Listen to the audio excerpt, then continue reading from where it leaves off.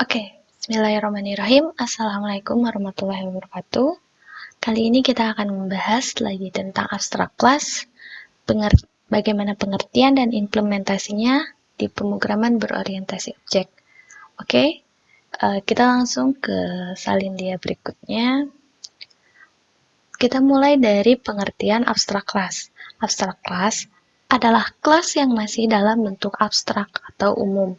Abstrak class hanya dapat berfungsi setelah ia dideskripsikan ke dalam bentuk yang lebih spesifik. Karena bentuknya masih abstrak, abstrak class tidak bisa dibuat langsung menjadi sebuah objek. Tujuannya untuk apa?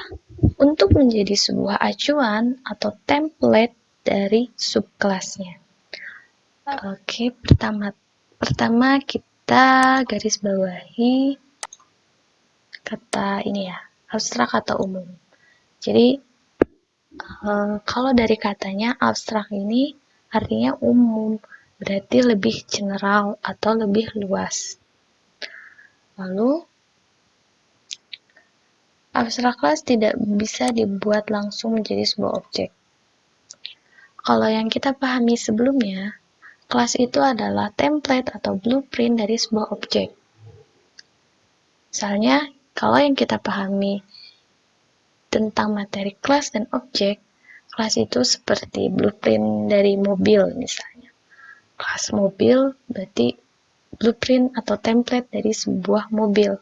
Lalu kalau dibikin objek, jadi objek 1, objek 2, objek 3, objek 4, yang sudah berbentuk mobil, punya warna, punya roda, ada mesinnya, ada bisa bergerak, bisa maju, mundur, belok, berhenti, kayak gitu. Nah, terus abstrak kelas itu yang seperti apa? Abstrak, kalau misal kelas ini sudah spesifik, sudah konkret, dia tuh udah tahu udah ada cara majunya tuh seperti apa, terus misalnya mesinnya tuh harus apa, atau enggak misalnya ya sudah tergambar gitu. Gimana sih kayak mobil tuh gitu, cara bergeraknya mobil tuh kayak apa, terus sifat-sifat mobil tuh seperti apa gitu. Sedangkan abstrak kelas itu adalah kelas yang lebih secara umum, berarti yang belum konkret seperti ini. Jadi misalnya kita punya kata kendaraan. Kendaraan ini kita bikin jadi sebuah kelas. Bisa nggak kita bikin langsung menjadi sebuah objek? Kendaraan itu kan ada mobil, motor, sepeda, pesawat, atau kapal pesiar. Nah, untuk jawab pertanyaan ini, apakah kendaraan bisa bergerak? Ya, semuanya bisa bergerak ya. Mobil bisa bergerak, motor bisa bergerak, sepeda bisa bergerak. Tapi bagaimana cara kendaraan tersebut bergerak? Tergantung kendaraannya apa. Jadi, kendaraan itu adalah sesuatu yang abstrak secara umum. Jadi bisa jadi kendaraan itu bisa jadi mobil, bisa jadi motor, bisa jadi sepeda, bisa jadi pesawat. Yang harus kita tentukan dulu, yang harus kita konkretkan dulu dengan kalau di PBO ini kita turunkan dengan membuat kelas turunannya atau dengan kelas extendnya, kayak gitu. Oke, lanjut dulu ya. Suatu kelas dapat disebut abstrak kelas jika setidaknya memiliki satu atau lebih metode abstrak. Apa itu metode abstrak? Metode abstrak adalah metode yang tidak memiliki implementasi atau tidak ada bentuk konkretnya. Jadi kalau kita simpulin aja ya, metode abstrak itu adalah metode yang tidak memiliki isi, cuma ada namanya saja. Jadi ya nanti kita di praktek bisa lihat langsung ya. Tapi kalau misalnya secara teori, ya metode abstrak tuh misalnya tadi kita punya abstrak kelas kendaraan. Lalu kita punya metode untuk maju atau bergerak. ya cuma kendaraan itu bisa bergerak, tapi kita nggak bisa bikin menentukan bergeraknya itu seperti apa. Apakah berjalan di aspal atau misalnya terbang, kan kita nggak tahu. Jadi harus ditentukan dulu eh, kendaraan yang seperti apa yang nanti akan diimplementasikan di kelas konkretnya, kayak gitu. Oke, mungkin sampai sini masih banyak yang pusing, jadi kita lihat ke diagram WML-nya. Misalnya kita punya kelas abstrak kendaraan. Oke, di sini ada ini variabel ya, atau data. Data dengan variabel nama bertipe data string, lalu kita punya metode kendaraan atau ini tuh konstruktor, terus punya metode get nama, jalankan, dan info. Dari keempat metode ini, kira-kira yang mana yang termasuk metode abstrak? Ya, benar. Ya, kita tandain ya. Yang ini, yang metode jalankan. Cirinya apa? Cirinya dia ditulis italic, miring. Ini kalau di diagramnya ya. Diagramnya mencirikan bahwa metode itu merupakan metode abstrak, ditulisnya miring. Jadi di kelas abstrak kendaraan, di abstrak kelas kendaraan ini cuma ada satu metode abstrak, yaitu metode jalankan. Lalu kita punya kelas konkretnya, yaitu kelas sepeda dan kelas mobil. Kelas sepeda ini berarti nge-extend ke kelas kendaraan. Dia ini metode ya, metode sepeda.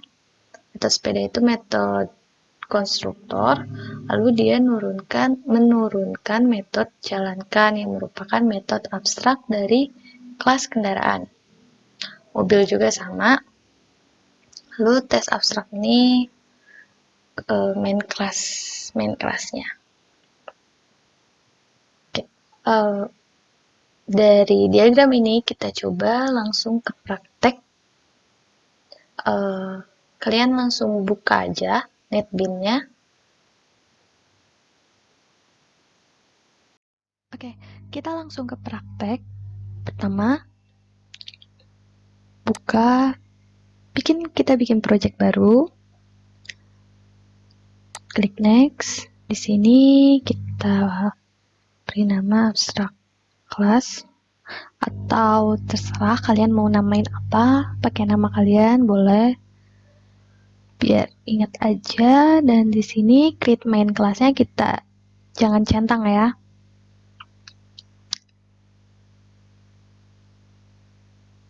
Finish. Di sini kita bikin package baru. Package-nya kita beri nama kendaraan. Kepanjangan. Nah, di sini untuk penamaan package ya, diingetin lagi, biasain aja huruf depannya itu pakai huruf kecil, jangan huruf besar. Nah, yang pakai huruf besar nanti pas di kelas. Kalau kasih nama kelas, huruf depannya pakai huruf besar. Biar bisa bedain saat kalian ngasih nama package sama kelasnya tuh sama gitu. Jadi package-nya ini kendaraan. Di package kendaraan kita bikin Java class yang kan namanya juga kendaraan. Kendaraan ya. Nah, di sini kan udah ada ya. Pertama kita bikin dulu lah variabelnya. String nama misalnya. Terus kita bisa bikin konstruktor. Kalau masih ada yang inget ya, konstruktor itu apa? Konstruktor itu fungsi yang bakal dijalankan pertama kali saat kelas tersebut dipanggil atau kelas tersebut diinstansiasi. bikin konstruktor itu nama fungsinya nama sama dengan nama kelas. Di sini pakai protected aja. Kendaraan.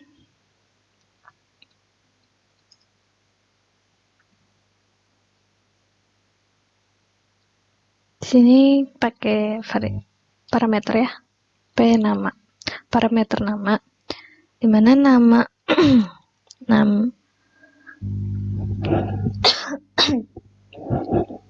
dimana nama ini kita masukin ke variabel nama. Gitu. Nah, sekarang tadi kan bisa kita lihat ya. Nah, di sini kendaraan itu punya get nama, jalankan, dan info. Kita bikin dulu yang jalankannya, misalnya ya. Yang jalankan itu kan metode metode abstrak. Berarti di sini untuk metode abstrak harus enkapsulasinya harus public, jangan pakai protected apalagi private, karena kan nanti bakal dipakai di turunannya kan gitu. Jadi kita masukin public void jalankan. Nah, gak usah pakai kurung kurawal, buka kurung kurawal tutup, tapi langsung aja titik koma. Kenapa ini masih merah? Coba kita lihat. Karena ini abstrak, untuk mencirikan bahwa metode ini metode abstrak, kita harus tulis abstrak void. Jadi public abstrak void jalankan. Nah, di sini jadi merah. Kenapa? Make class kendaraan abstrak. Jadi, karena di dalamnya ada metode abstrak, otomatis kelas kendaraan ini menjadi kelas abstrak. Jadi, NetBeans ini menyarankan untuk jadikan kelas kendaraan jadi kelas abstrak. Nah, kita klik aja, otomatis di sini nambah jadi public abstrak kelas kendaraan. Berarti yang ini adalah metode abstrak. Sekarang kita bikin metode apa aja tadi? Get nama dan info. Get nama ini bawa string ya. Pakai public aja lah. Public get nama. Get nama ini string.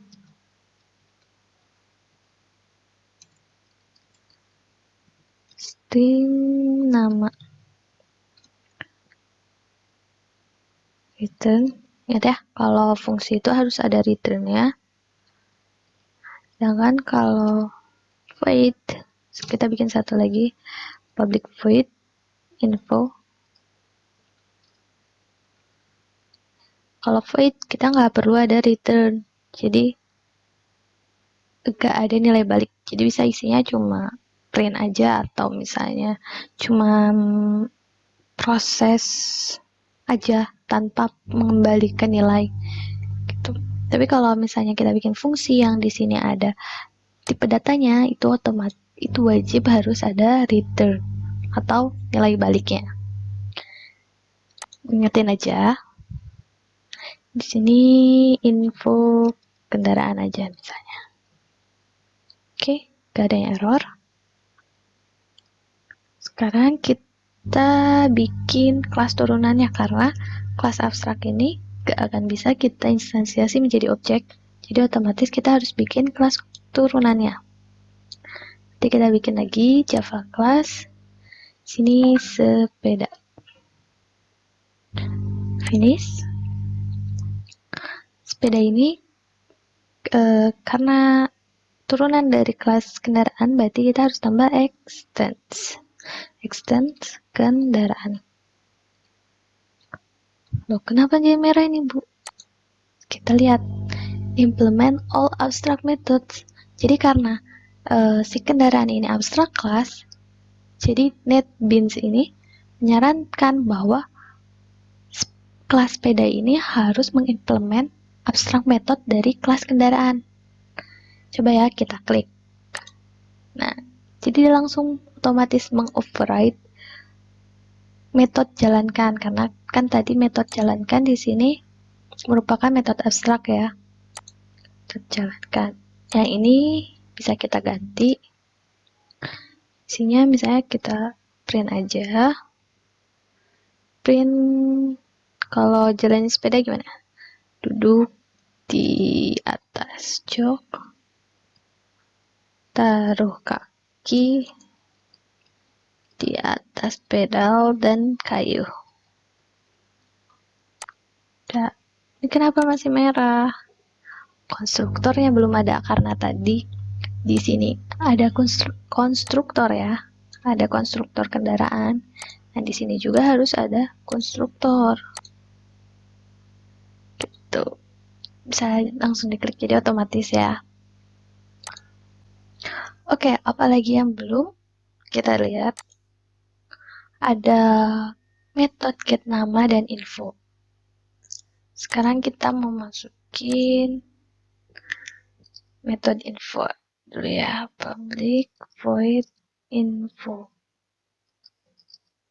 Nah, di sini kita masukin dulu source jenis kendaraan, sepeda, terus kita masukin lagi satu lagi source nama pemilik. Karena tadi ada di sini ada fungsi get nama ya. Kita pergunakan biar tidak mubazir. Kita panggil di metode info ini. Get nama. Di sini ada parameter bertipe data string, berarti di sini juga kita harus masukinnya bertipe data string. Ini masih ada kuning. Override.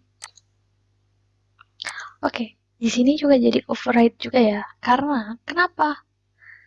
Kalau kalian ingat override itu kan kita memakai fungsi yang ada di fungsi induknya, tapi dengan proses yang dirubah. Nah kan si metode info ini ada kita ambil dari metode info yang ada di kelas kendaraan, tapi kita rubah isinya. Di sini cuma print info kendaraan, sedangkan di kelas sepeda kita tambahin. Bukan kita tambahin, kita ubah. Printnya itu jenis kendaraan sama dengan sepeda dan print nama pemilik. Oke. Nah, get nama ini kita ambil dari get nama yang ada di kelas kendaraan. Terus variabel nama ini dari mana, Bu? Di sini nggak ada kan? Variabel nama ini dari yang ada di kendaraan. Oke, kita baca dari awal. Di sini ada yang namanya konstruktor sepeda.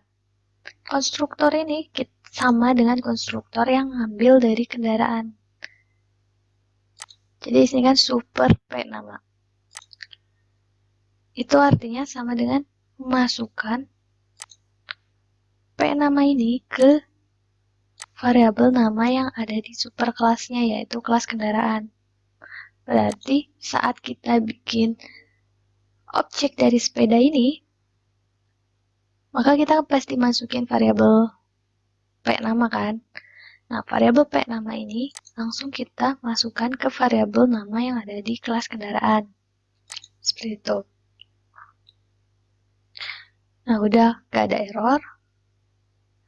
Kita tambahkan kelas satu lagi, mobil. Misalnya, finish ini juga sama, kita tambahkan extend kendaraan. Merah lagi, implement abstract, add constructor. Sini sortnya gimana cara menjalankan mobil? Contoh aja lah ya, duduk di depan setir dan nyalakan mesin. Ibu nggak tahu karena ibu nggak punya mobil ya. Nah, sama seperti yang di kelas sepeda, kita juga tambahkan kelas metode info. Di sini public void info. Biar cepet lah ya, kita copy aja. Di sini berarti ganti jadi mobil. Ini juga add right. Oke. Terakhir kita bikin kelas mainnya, main kelasnya atau kelas utama. Nah, kelas main ini harus punya metode main. Itu public static void main. PSVM klik tab.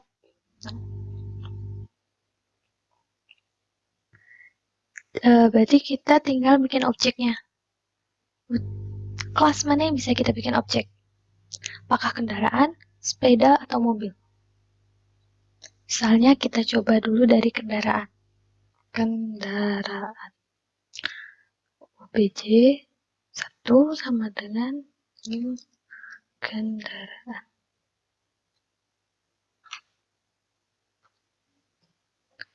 Masih merah.